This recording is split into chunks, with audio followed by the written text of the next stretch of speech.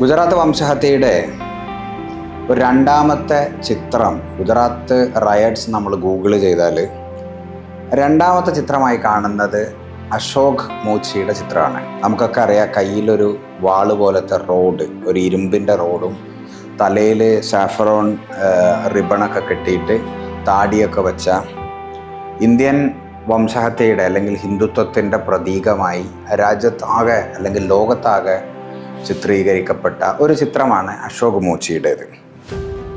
അശോക് മോച്ചിയെ ഞാൻ കാണുന്നതും അശോക് മോച്ചിയെ പരിചയപ്പെടുന്നതൊക്കെ 2013 അതിനുണ്ടായിരുന്ന സാഹചര്യം, എൻ്റെ സുഹൃത്ത് കലീമും ഞാനൂടി ഒരു സമയത്ത് ഇങ്ങനെ അദ്ദേഹം താമസിക്കുന്ന ഷാപ്പൂർ ദർവാസ എന്ന് പറയുന്ന അഹമ്മദാബാദിലൊരു സ്ഥലമുണ്ട്.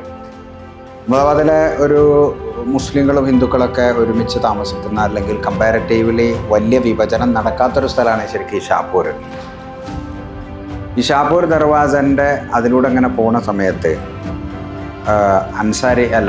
കലീം സിദ്ദീഖി എന്നോട് പറഞ്ഞു, ഈ ഭാഗത്താണ് അശോക് മോച്ചി താമസിക്കുന്നത്. ഞാൻ ചോദിച്ചു, അപ്പോൾ അത് ആരാണ്? അന്ന് എനിക്കത് ഈ അശോക് മോച്ചി ആരാണ്, അദ്ദേഹത്തിൻ്റെ പേര് ഇത്ര ഫേമസ് അല്ലെന്ന്. അപ്പോൾ എന്നോട് പറഞ്ഞു, സെബാസ്റ്റ്യൻ ഡിസൂസയുടെ ചിത്രത്തിൽ ആ കയ്യിൽ ഒക്കെ വാളൊക്കെ ആയിട്ട് നിൽക്കുന്ന ആളുടെ ചിത്രം, ആ ആളുടെ താമസിക്കുന്നത് ഇവിടെയാണെന്ന് പറഞ്ഞു.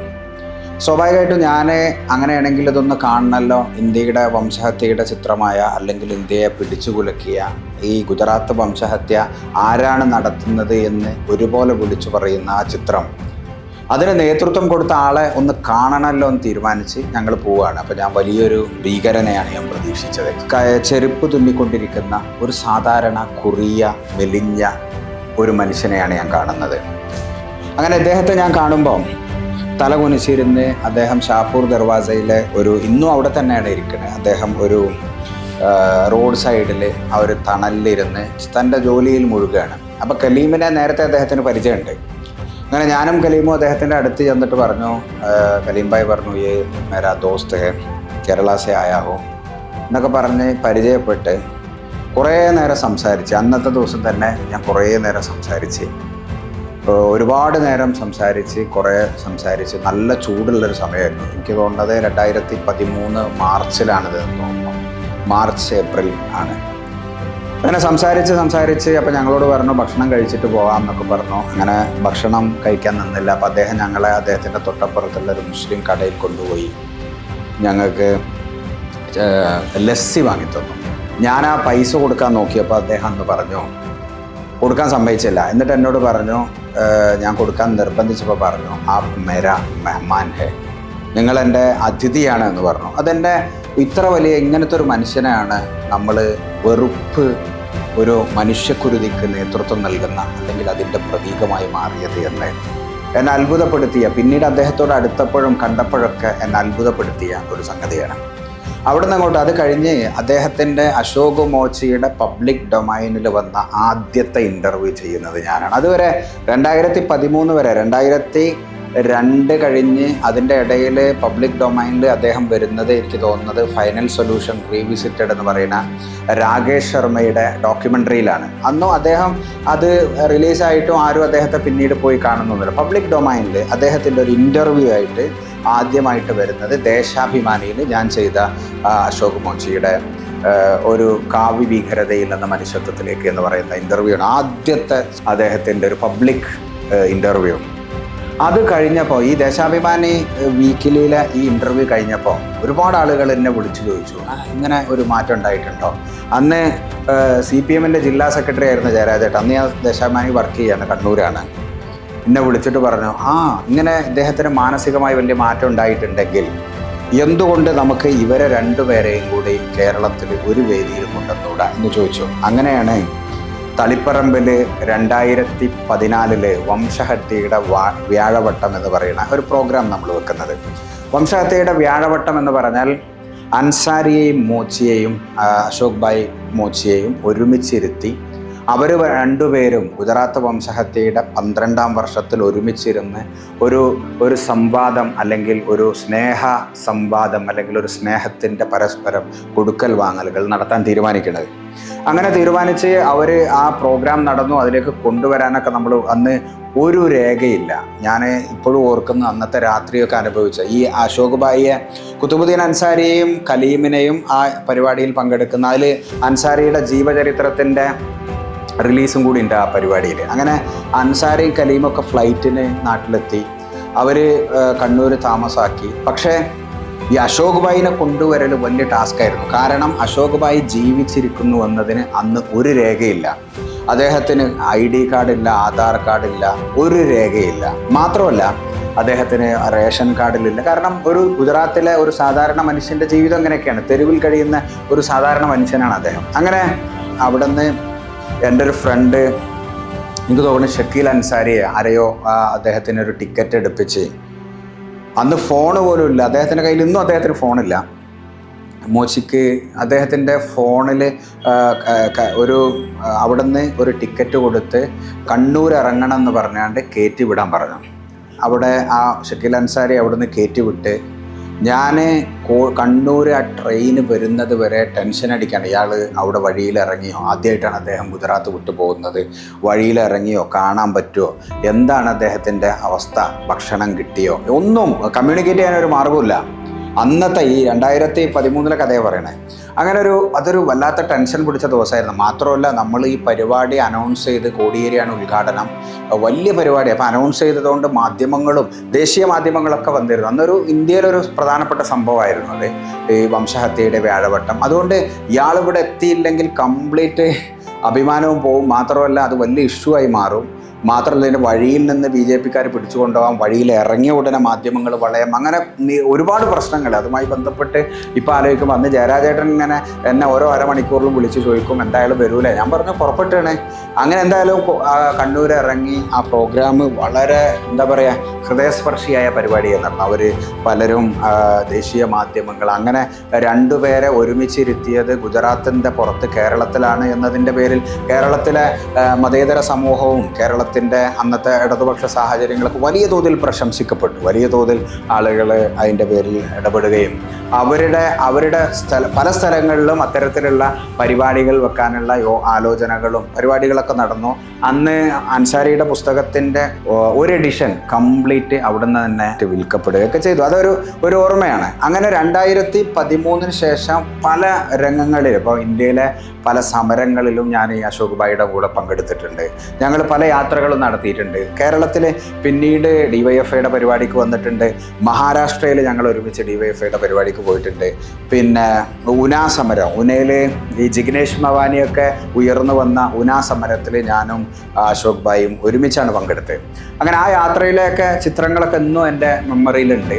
അശോക് ഭായിയെ ഈ 25ാം വാർഷികത്തിലേക്ക് അടക്കുന്ന സമയത്ത്, അല്ലെങ്കിൽ എമ്പുരാൻ്റെ പശ്ചാത്തലത്തിൽ ആരെങ്കിലും ബന്ധപ്പെട്ടിരുന്നോ എന്നൊക്കെ അറിയാൻ വേണ്ടി ഞാൻ വീണ്ടും പോയി. അതിൻ്റെ ഇടയിൽ ജയരാജേട്ടൻ കണ്ണൂരിൽ നിന്ന് അദ്ദേഹത്തിന് വീട് വെക്കാൻ പൈസയൊക്കെ കൊടുത്തിരുന്നു, 5 ലക്ഷം രൂപയൊക്കെ കൊടുത്തിരുന്നു. അത് ഒരു കടയൊക്കെ തുടങ്ങി അത് നഷ്ടത്തിലായി. വീണ്ടും അദ്ദേഹത്തിൻ്റെ തെരുവിലേക്ക് തന്നെ തിരിച്ചു വരുന്ന ഒരു സാഹചര്യമൊക്കെ ഉണ്ടായി. അങ്ങനെ അദ്ദേഹത്തെ വീണ്ടും ഞാൻ കാണാൻ പോവാണ്. വർഷങ്ങൾക്ക് ശേഷമാണ് കാണാൻ പോകുന്നത്. പല ഘട്ടങ്ങളിലും അദ്ദേഹത്തെ സഹായിക്കാൻ എനിക്ക് കഴിയാറുണ്ട്.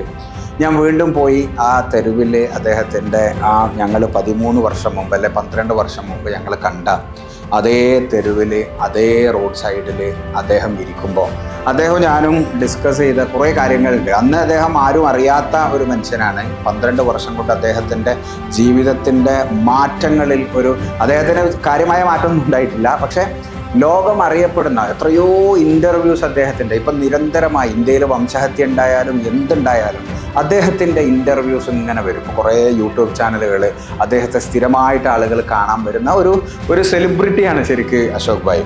അങ്ങനെ ഞാൻ വന്നു. ഭയങ്കര സ്നേഹമാണ്, എന്നോട് വലിയ താല്പര്യമാണ്. ഇങ്ങനെ ഞങ്ങൾ കുറേ നേരം സംസാരിച്ച് അദ്ദേഹത്തിൻ്റെ പുതിയ ജീവിതം. അപ്പം ഞാൻ ഇന്ത്യയിലെ ഒരു പാവപ്പെട്ട മനുഷ്യൻ്റെ ജീവിതം, അദ്ദേഹം താമസിക്കുന്നത് ഒരു തെരുവിൽ, അദ്ദേഹം കിടന്നുറങ്ങുന്നത് തൊട്ടപ്പുറത്തെ ഒരു ഫ്ലോറിലാണ്. ആ മരത്തിൻ്റെ ചോട്ടിൽ ഒരാൾക്ക് നീണ്ടു കിടക്കാൻ സ്ഥലമില്ലാത്ത ഒരു ഫ്ലോറിൽ, അത് കഴിഞ്ഞ് അപ്പുറത്തെ പൊതുജനങ്ങൾ ഉപയോഗിക്കുന്ന ഒരു വൃത്തിയില്ലാത്ത ടോയ്ലറ്റിൽ പോയി നേരം വെളുക്കുന്നതിൻ്റെ മുമ്പ് കുളിച്ച് വൃത്തിയായി വീണ്ടും വന്ന് അദ്ദേഹം അതേ ഇവിടെ ചെരുപ്പ് തുന്നി രാത്രി അവിടെ കിടന്ന് യാതൊരു സോഷ്യൽ സെക്യൂരിറ്റി ഇല്ലാത്ത യാതൊരു സംവിധാനങ്ങളും ഇല്ലാതെ ഇന്നും അവിടെ ജീവിക്കുന്നു എന്നതിൽ ഒരു വേദന തോന്നി എനിക്ക്. പക്ഷെ അവിടെ നിന്ന് അദ്ദേഹത്തെ മാറ്റാനുള്ള പല കാര്യങ്ങളും നമ്മൾ ചെയ്തു. അദ്ദേഹം ശീലിച്ച് വന്ന ശീലത്തിൻ്റെയും അല്ലെങ്കിൽ അദ്ദേഹത്തെ അത് സർവൈവ് ചെയ്യാൻ കഴിയാത്ത വിധം പല വിഷയങ്ങളും അതുമായി ബന്ധപ്പെട്ടുള്ളത് കൊണ്ടൊക്കെ ആയിരിക്കണം അദ്ദേഹം അങ്ങനെ തന്നെ ജീവിക്കുന്നത്. എന്നാലും അദ്ദേഹം ഇപ്പോഴും നമ്മുടെ ഏത് സമരത്തിനും അല്ലെങ്കിൽ ഏത് മതനിരപേക്ഷ സമൂഹത്തിൻ്റെ ഏത് പദ്ധതികളോടും സഹകരിക്കാനും എപ്പോഴും ഒരു ഇതുമായി ബന്ധപ്പെട്ട് ജീവിക്കാനൊക്കെ കാത്തു നിൽക്കുന്ന ഒരു നല്ല മനുഷ്യനാണ്. അപ്പോഴാണ് ഞാൻ അദ്ദേഹത്തോട് പിന്നീട് ഈ അവസാനത്തെ അദ്ദേഹത്തെ ഞാൻ കുറേ നേരം സംസാരിച്ചു. അവസാനം അദ്ദേഹത്തിനോട് പഴയ കുറേ കാര്യങ്ങൾ പുതിയത് പറഞ്ഞു. അതായത് ജയിലിൽ കിടന്ന അനുഭവമൊക്കെ പറഞ്ഞു. അപ്പോൾ അന്നേ ഗുജറാത്ത് വംശഹത്യയുടെ 2008 അതിൻ്റെ കേസുകൾ രാജ്യത്ത് SIT സജീവമായി നടത്തുന്നത്. ആ സമയത്ത് അദ്ദേഹത്തെ ജയിലിലടച്ചു. ഒരു 34 ദിവസത്തെയാണ് ജയിലിൽ കിടന്നത്. ജയിലിൽ കിടന്നപ്പം അന്ന് ഗോദ്ര ട്രെയിൻ കത്തിക്കലിന് നേതൃത്വം കൊടുത്ത എന്ന് പറഞ്ഞ് ഗവൺമെൻറ് അറസ്റ്റ് ചെയ്ത ആളുകളും പിന്നെ ഗുജറാത്ത് കലാപത്തിന് നേതൃത്വം കൊടുത്തു എല്ലാവരും കടന്നിരുന്നത് ഗുജറാത്ത് അഹമ്മദാബാദിലെ സബർമതി ജയിലിലാണ്. അവരെല്ലാവരും ഒരേ ജയിലിൽ കിടക്കുമ്പോൾ ഏതെങ്കിലും ഒരു മുസ്ലിം ഗ്രൂപ്പ് ഇദ്ദേഹത്തെ ആക്രമിക്കുമെന്ന ഒരു പേടിയായിരുന്നു ആദ്യഘട്ടത്തിൽ അദ്ദേഹത്തിനും കുടുംബത്തിനൊക്കെ ഉണ്ടായിരുന്നത്. അതിൻ്റെ ഉള്ളിൽ ജയിലിനകത്ത് ആക്രമിക്കപ്പെടും എന്നുള്ള ഒരു പ്രശ്നം ഉണ്ടായിരുന്നു. പക്ഷേ രസകരമായൊരു സംഗതി അല്ലെങ്കിൽ ഈ നമ്മുടെ ഒരു രാജ്യത്തിൻ്റെ ഒരു മനോഹാരിത എന്ന് പറയുന്നത് അതിൻ്റെ ഉള്ളിലേക്ക് ചെന്നപ്പോൾ അദ്ദേഹത്തിൻ്റെ സഹോദരൻ്റെ ഒരു ഫ്രണ്ടായ മുസ്ലിം ഓട്ടോ ഡ്രൈവർ ഏതൊരു കേസിൻ്റെ ഉള്ളിലുണ്ടായിരുന്നു. അദ്ദേഹമാണ് പിന്നീട് അശോക് ഭായ് എന്ന് പറയുന്ന 34 ദിവസത്തെ അദ്ദേഹത്തെ സ്വന്തം ബങ്കറിൽ കൊണ്ടുപോയി സംരക്ഷിച്ച് അന്ന് 29 വയസ്സേറ്റേ ഉള്ളൂ. അന്ന് 29-27 വയസ്സുള്ള കുറേ നേരം സംസാരിച്ച് അദ്ദേഹത്തെ 35 വർഷം. അപ്പോൾ വെറുപ്പിൻ്റെയൊക്കെ മനുഷ്യനെ വൈകാരികമായ വെറുപ്പിലേക്ക് തള്ളിവിട്ട് മനുഷ്യരെ തമ്മിൽ സംഘർഷമുണ്ടാക്കി. അതിൻ്റെ അപ്പുറത്തേക്ക് മനുഷ്യത്വത്തിൻ്റെയും സ്നേഹത്തിൻ്റെയും കഥകളാണ് നമ്മുടെ നാട്ടിൽ ചുറ്റും. അങ്ങനെ കുറേ നേരം അവർ സംസാരിച്ച് പിന്നീട് ആ ബന്ധം ജയിലിൽ നിന്ന് പുറത്ത് കടന്നതിന് ശേഷം കുറേ കാലം തുടർന്നു എന്നൊക്കെയാണ് അദ്ദേഹം പറഞ്ഞത്. അത് കഴിഞ്ഞ് ഇത്തവണ ഞാൻ കണ്ട സമയത്ത് അശോക് ഭായ് എൻ്റെ 50ാമത്തെ പിറന്നാളായിരുന്നു. ഞങ്ങൾ 50 വയസ്സായി, കലാപം കഴിഞ്ഞ് 22-23 വർഷം കഴിഞ്ഞു. 50ാമത്തെ പിറന്നാളായിരുന്നു. ആ 50ാമത്തെ പിറന്നാളിന് ഞങ്ങൾ ഒരുമിച്ച് രാത്രി കുറേ നേരം സംസാരിച്ച് കേക്ക് മുറിക്കാനൊന്നും അദ്ദേഹത്തിന് താല്പര്യമില്ല. ഞങ്ങൾ ഭക്ഷണമൊക്കെ കഴിച്ച് അത് കഴിഞ്ഞ് 50ാമത്തെ പിറന്നാളും ആഘോഷിച്ച് കലാപത്തിൻ്റെ മുഖചിത്രമായ ഒരു ഭീകരനെ, കലാപത്തിൻ്റെ ഇരയാണ് എല്ലാ ഘട്ടത്തിലും എല്ലാ മനുഷ്യരും ഇത്തരം വംശീയതയുടെ വെറുപ്പിൻ്റെ. അപ്പം ഞാൻ എപ്പോഴും ചോദിക്കും, എന്തുകൊണ്ടാണ് അന്ന് നിങ്ങൾ തെരുവിലേക്ക് ആക്രോശിച്ചിറങ്ങിയത്? അപ്പോൾ അത് അദ്ദേഹത്തിൻ്റെ തെറ്റ്. അദ്ദേഹം എപ്പോഴും പറയുന്നൊരു സാധനമുണ്ട്, ഒരു കുറ്റബോധത്തോടെ പറയുന്നൊരു സാധനമുണ്ട്, അന്ന് ഉണ്ടാക്കിയ വെറുപ്പ്. അന്ന് ഞങ്ങളുടെയൊക്കെ മനസ്സിൽ നാട്ടിലെ ആളുകളെല്ലാവരും ഇങ്ങനെയാണ്. അപ്പം ഞാനും അതിൻ്റെ ഭാഗമായി ഇറങ്ങി അതിൽ നിന്ന് ഖേദിക്കുന്നു. എന്നെ പിന്നീട് സഹായിച്ചത് മുഴുവൻ മുസ്ലിങ്ങളാണ് എന്ന് അദ്ദേഹം ഇടയ്ക്കിടയ്ക്ക് പറയുന്ന ഒരു മെമ്മറി. അശോക് മോച്ചിയെ ഉണ്ടാക്കിയ സാഹചര്യത്തെക്കുറിച്ച് പലപ്പോഴും ഞാൻ ആലോചിക്കാറുണ്ട്. പല ഘട്ടങ്ങളിലും അശോക് ഭായിൻ്റെ ചെറിയ വീട്ടിൽ ഞാൻ പോയിട്ടുണ്ട്. 2013 സഹോദരനും വലിയ കുടുംബവും അദ്ദേഹത്തിൻ്റെ 3-4 മക്കളും ഒരു ചെറിയ ഒറ്റമുറി വീട്ടിൽ എല്ലാവരും കഴിയുകയാണ്. ശരിക്കും മനുഷ്യരെ പരസ്പരം തല്ലാൻ വിട്ട് അൻസാരിയും അശോക് മോച്ചിയും 2 ചേരികളിൽ ജീവിതത്തിൻ്റെ 2 അറ്റം കൂട്ടിമുട്ടിക്കാൻ കഷ്ടപ്പെടുന്ന 2 സാധാരണ മനുഷ്യരാണ്. ഇവർക്കിടയിലാണ് വർഗീയത, ഇവർക്കിടയിലാണ് കലാപം, ഇവർക്കിടയിലാണ് മനുഷ്യരെ കൊല്ലാനുള്ള സാഹചര്യം. ഞാൻ അശോക് ഭായിയോട് എപ്പോഴും ചോദിക്കുന്ന ഒരു ചോദ്യം ഉണ്ട്, ക്യോം ഷാദി നയിക്കുക, എന്താ കല്യാണം കഴിക്കാത്തത്? അതിൽ രസകരമായ അനുഭവം എന്താ വെച്ചാൽ അശോക് ഭായിക്ക് ഒരു പ്രേമം ഉണ്ടായിരുന്നു. ഞാൻ ചോദിച്ചാൽ അന്ന് നിങ്ങൾക്ക് താടി ഉണ്ടായിരുന്നല്ലോ. അപ്പോൾ കലാപത്തിൻ്റെ ആ ചിത്രം കാണുമ്പോൾ നമുക്കറിയാം അദ്ദേഹത്തിന് വലിയ താടിയൊക്കെ ഉണ്ട്. അപ്പോൾ ഞാൻ ചോദിച്ചു, നിങ്ങൾക്ക് പ്രേമം ഉണ്ടായിരുന്നു? ഉണ്ടായിരുന്നു. അന്ന് OBC, ഇവർ ദളിതരാണ്, അന്ന് OBC വിഭാഗത്തിൽപ്പെട്ട അയൽവാസിയായ ഒരു പെൺകുട്ടിയിട്ട് ചെറുപ്പത്തിൽ 15-16 വയസ്സുള്ളപ്പോൾ തുടങ്ങിയ പ്രേമം 9 വർഷത്തെ നീണ്ടുന്ന പ്രണയം പൊട്ടി. അവൾ വേറെ വിവാഹം കഴിച്ച് അതിലെ സങ്കടത്തിൽ താടി വളർത്തിയ സമയത്താണ് അത്ര കലാപം ഉണ്ടാകുന്നത്. അപ്പോൾ ആ താടി വളർത്തി, അതുകൊണ്ടാണ് അതിന് ആ ഫോട്ടോക്ക് അത്ര ഭീകരമായ ലുക്ക് ഉണ്ടായത് എന്ന് അദ്ദേഹം ഇടയ്ക്കിടയ്ക്ക് പറയും.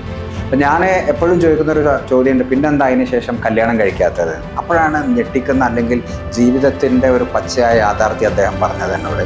അദ്ദേഹം പറഞ്ഞു, കല്യാണം കഴിക്കണേ, എനിക്കൊരു വീട് വേണം, വീട് വേണമെങ്കിൽ എനിക്ക് അതിനനുസരിച്ചുള്ള വരുമാനം അല്ലെങ്കിൽ ഗവൺമെൻറ്റിൻ്റെ എന്തെങ്കിലും സംവിധാനങ്ങൾ വേണം. എനിക്കിവിടെ ശരാശരി കിട്ടുന്നത് 300 രൂപയാണ്. ആ 300 രൂപ എൻ്റെ ഒരു ദിവസത്തെ ചെലവിന് തന്നെ തികയുന്നില്ല. അങ്ങനത്തെ ഞാൻ എങ്ങനെ വിവാഹം കഴിക്കും? ഇത് എൻ്റെ മാത്രം കഥയല്ല. അദ്ദേഹം പറയും, അദ്ദേഹം ഇരിക്കണതിൻ്റെ തൊട്ട് ബാക്കിൽ ഒരു ചോളുണ്ട്. ചോൾ എന്ന് പറഞ്ഞാൽ ഒരു എല്ലാവരും കൂടി താമസിക്കുന്ന ഒരു ദളിത് കോളനിയാണ്.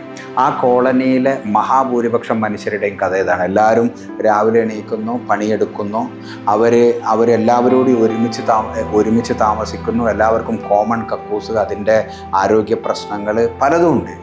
എന്നിട്ടും പക്ഷെ എന്തെങ്കിലും ഒരു വെറുപ്പും വിദ്വേഷവും ഉണ്ടായാൽ പരസ്പരം മുഖം ചാരി അപ്പുറം ഇപ്പുറയും താമസിക്കുന്ന ഇവർക്കിടയിലാണ് വർഗീയതയുടെ വിത്തുകൾ സാധാരണ ഈ വംശീയ രാഷ്ട്രീയം അല്ലെങ്കിൽ വർഗീയ രാഷ്ട്രീയം ഉയർത്തിവിടുന്നവർ ആദ്യം പാകുന്നത്. ഇവർക്കിടയിലാണ് വെറുപ്പ്.